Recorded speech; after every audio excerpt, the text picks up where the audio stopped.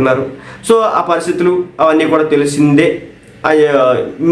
మరి ముఖ్యంగా ఫిలిం వర్గాలు ఉన్నాయి ఏవైతే ఉంటారో వీళ్ళందరూ కూడా తెలిసిందనమాట ఈయన గారికి సంబంధించి.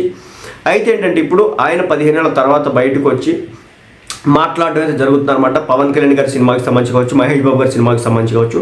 అయితే దీనికి సంబంధించి బండ్ల గణేష్ గారు కూడా రియాక్ట్ అయ్యారు.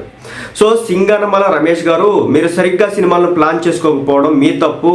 మీకోసం పవన్ కళ్యాణ్ గారు 3 సంవత్సరాల పాటు ఏ చిత్రం చేయకుండా కొన్ని వందల కాల్ షీట్లు వేస్ట్ చేసుకున్నారు.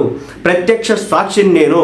దయచేసి ఈ విషయాన్ని రాద్ధాంతం చేసుకోకండి, ఇది కరెక్ట్ కాదంటూ ఆయనకు హితవు పలికే ప్రయత్నం అయితే చేశారనమాట.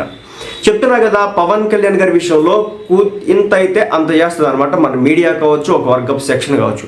మరి ముఖ్యంగా స్నాక్స్ మీడియా ఏదైతే ఉందో, ఈ స్నాక్స్ బాబు ఎక్కడైతే ఉంటాడో అక్కడ అన్ని మ్యాక్సిమం కాంట్రవర్సీ క్వశ్చన్లే నడుస్తూ ఉంటాయి అనమాట.